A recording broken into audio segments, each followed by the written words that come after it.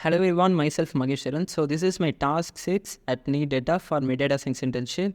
So today we'll be performing exploratory data analysis on military expenditure dataset. So here is where my dataset is present along with my Jupyter notebook inside my Jupyter environment. So we'll be loading this dataset into our notebook and we'll be performing exploratory data analysis on it.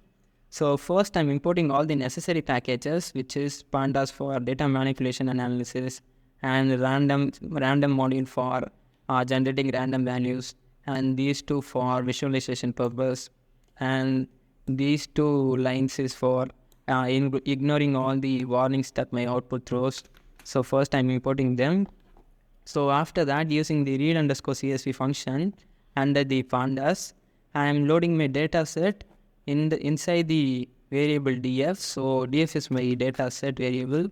So you can see this is what my data set contains. So this is the top 5 values, top 5 records of my data set, and this is the last 10 value records of my data set. So there are 13,566 records and 9 columns present in my data set. So using the describe function, I can look at some statistical information, statistical calculations made for my numerical columns. So these are the calculation made for the numerical columns. So after that, using this shape function, I can look at the dimension of my dataset, which is 13,566 records for 9 columns. And using this columns function, I can look at the columns present in my dataset particularly. And this only has the column name. So for that, I'm using this dot columns function. And using this t types function, I can look at the data types of each and every column for my data set. And here you can see there are only 4 numerical columns. So that's it. So after that, using this function, I can look at the null values present in a data set for each and every column. So this isNA function will return true if there are any null values present. And this function will sum up them for the particular column, and it will give the list of it. So from this you can see our country column doesn't have any null values, and other things have some null values, and except for the year column. And after that, so from this you can see, like using this function to look at the country columns frequency.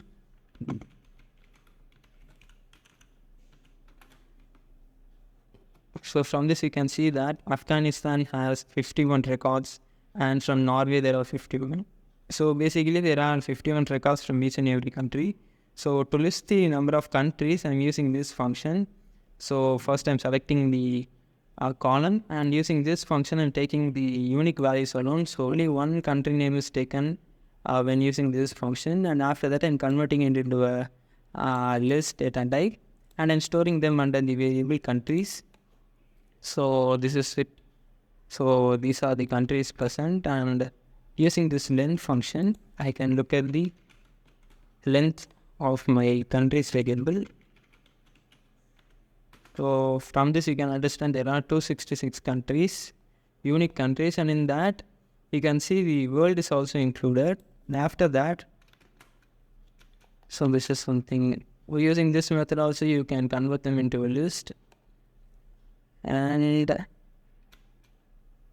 first you can look at the categories present in the income level column. So these are the categories. So there are 6 categories present, which is high income, upper middle income, lower middle income, aggregates, low income, not classified. So in that I'm reviewing the records with the income level value as aggregates, which are 2,639 records, and for that I'm using this line.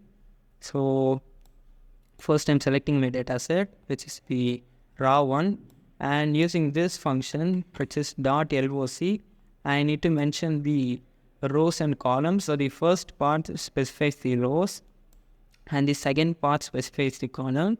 So from this we'll be selecting them.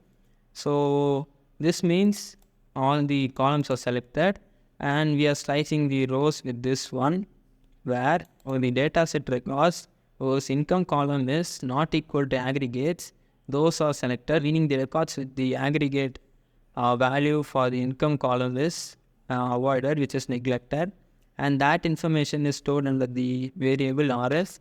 So you can look at the values of RS. In this, for income level column, we won't be having any aggregates record. So you can look at the shape, which is reduced from 13,566 to 13,566 to 11,169, and you can look at them.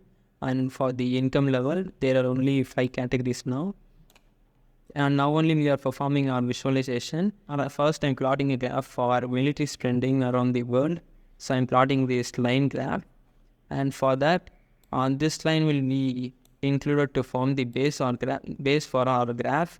So for example, I'm changing it into 20 cross 20. You can see the graph is in the form of square. So inside this function, you can specify the x comma y. It is in the form of the units are in inches usually. So that's how we do this. So the next line is using the list comprehension. We are selecting all the years between minimum and maximum of the year column. For example, is the minimum value of our age column is this will give the minimum and maximum value for our age column. So you can see the minimum value is 1970 and the maximum value is 2020. So between them, we are first taking them and making a list out of it and storing it under the variable years. So after that, we are using this one to draw the lines between the graphs, these lines. So without this one, you can look at the graph, there are no lines. To have those lines, I'm using this function. And here is where I'm making my world military expenditure. So for that, I'm selecting the records whose country column has the value world. And for those records, I'm selecting the military expenditure column alone. And I'm storing them under the variable world military expenditure. So after that, this is in the form of series, pandas series. So for those, initially, by default, we'll be taking the index number for the index. So to change that into, here you can see they are in the form of, here you can see the line plot is drawn between year and spending. So without this line, without making the index of our world military expenditure series variable as years, this is what we get. So you can see the indexes are taken. By default, the records indexes are taken. So to make the x column as years, we are writing this one. So after that, using this line plot function under sequence, I'm plotting my line graph. And this title is for writing the title of our graph. And the x label function is to label my x-axis. And y label function is to label my y-axis. And this x-ticks function is to make alterations to the markings in x-axis, and same goes for y-ticks, making alterations to the y-axis. So for example, this is the rotation, this is in the form of degrees. So these are like elevated by 30 degrees. For example, if I'm changing it into 90 degrees, you can see they are elevated by 90 degree. So that's the parameters used. And using this one, I can look at my graphs without any writings, like without these things. This is the proper way to look at the graph. So that's how we do this one. And these are our conclusions made. And after that, I'm making a bar graph between countries with the largest increase in military spending. So for that, first I am selecting the range of the country. So for that, I am selecting the new data set which has no aggregates value for the income level column. So I'm taking that data set and I'm grouping them based on the countries. and in that the maximum one is taken, and for that the military expenditure value is taken for each and every country, and it is subtracted with the minimum one. So that's what this line says. And from that I'm using this function called analysis. So this maximum value will have all the ranges for the minimum expenditure column for each and every country in the form of list. And in that, using this function, I can sort them in the descending order, and the top 10 countries will be selected. So that's why I'm mentioning the number 10. So the top 10 countries will be selected and stored under the variable top 10. So here you can see this is the top 10 countries spending more military expenditure. So that I'm plotting the bar graph to compare them. So this forms the base, and this one to write the title and label. And using this bar plot function under C1, I'm plotting my bar graph. This is what my data set is. And to color them, I'm using this one. I can change it to again this one. You can mention the argument in it as you wish. And this one, the x is to make changes to the writings in x-axis and y-axis, and x label is to label nor x-axis, and show function is to show our graph. So that's how we draw this graph, and this is what we gain from our graph, that is. And after that I'm grouping them based on the country column and summing the. So the one difference is we took the maximum and subtracted it with the minimum value, but here we are adding everything and we are selecting the expenditure column. So for this military expenditure column only we will be adding this value. So after that, using this function, we are doing the same one. So that's how we got this one. So these are the countries, top 5 countries, which is US, China, UK, France, Japan. And I'm defining this function to get the military expenditure of 5 countries for different times. So for that, I'm defining a function called plotter1 and top 5 as my parameter. So with this, I'm making my base one and renaming my graphs title. I'm using this function, and using list comprehension, I'm storing all the dates in the variable years, and I'm running a for loop for each and every country present in the top 5 list. So in the first iteration, United States will be selected as top country, and in second iteration China, third one the UK, and followed by France and Japan. So in the first iteration, for example, US is selected. So the variable top country as the value US. All the records was country column has the value United States will be taken, and it is stored under the variable country data. And for that, we'll be plotting a line plot between a year and military expenditure. So this repeats for all the 5 countries. So we'll be getting 5 line plots, and the label will be the country name. So after that, we will be writing a legend. So with this one, a label will be made for our line. So for each and every country, a line will have a different color. So that will be shown. And X text, Y text, X label and Y label to label the axes, and X grid is for the grids. And this is what my function has. And in that, I'm using this, I'm calling that function and passing my top 5 value and that variable, and then using this function to show the graph. So this is what we get. So from this, we can understand that United States is in the different level, and all other things are in the same one, and except for China, which make a significant increase in between, like somewhat around 2008 to 2020 from other 3 ones. So that's the observation we make from this one.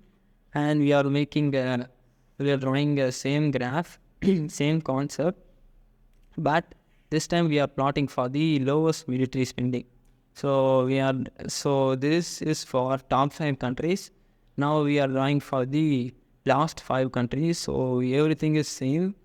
But first time we are selecting all the records whose military expenditure is greater than 0. So what this line does is that we are excluding all the records whose military expenditure value is null. So that's what this does, and we are storing it under the variable df, and this is same, and except this part. So we used n largest to sort them in the descending order. We will be using this n smallest to sort them in the ascending order, and we are taking the top 5 values, and everything is same, like remaining is same. So you can see the graph is drawn. So for example, like this one's definition is, this one's function is plotter underscore 10, and this one's is plotter underscore 1. So we are calling this plotter underscore 10. So for example, if I'm changing this to the first function, we'll be getting the same line plot with the different markings and all those things. For example, here it is shown with the lowest middle spending. If I'm using that definition, if I'm using that function, this is the label that has. So both has the same concept. So after that, this one is over, we are going on to the next graph. So from this one, so from our original data set, we are selecting the income level column, and we are dropping all the null values present in our income level column, and we are using this function, unique function, to get the unique values for the income level, and we are making a list out of it. So from that, we are removing the classified and aggregates value, and this is what our list looks like. So there are only 4 categories present in the income level column, which is low income, upper middle income, lower middle income, high income. So first we are grouping the income level column using the function graph by, and we are summing them for the column military expenditure, and we are storing them under the variable EF. So this is in the form of data frames. So without mentioning this part, this will be in the form of series alone. So using this function, we are making sure it is in the form of data frames. After that, we are dropping everything with the names, aggregates, and not specified. So for that, we are using this function. So inside drop, we need to mention the indexes, so which are aggregates and not classified. And in place equal to true will make it permanent. Without this one, we won't be making a permanent change to our data set. So I'm using this one, and after that I'm making this one, and under the variable named explode, I'm storing these values, which is 0.05, 0.05, 0.05, 0.05 4 times. And so first I'm making my base, which is in the form of 10 cross 10, and I'm writing my title, and using this function I'm drawing a pie chart. So this is what my pie chart is. So these are some extra things to make my pie chart better. For example, if I'm removing this one from this, I'm removing it, this is what my pie chart looks like.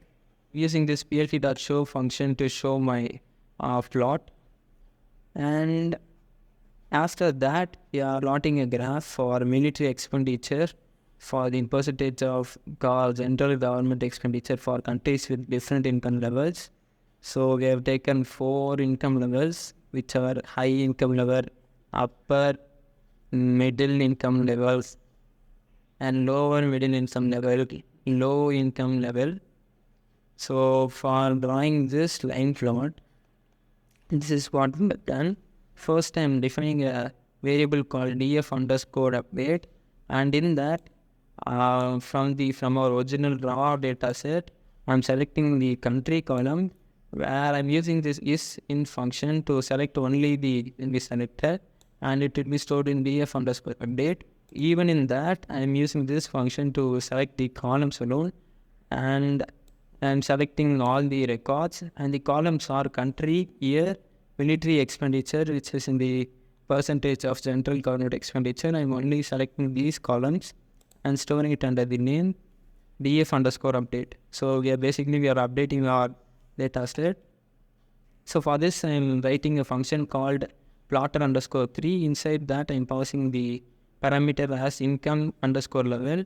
So in that, from our updated data set, whose country column has the value as income level, those will be selected and stored under the data set named income underscore data. And for that, we'll be drawing a line plot for the year column and for the military expenditure column. And our label will be the level itself, our income level itself.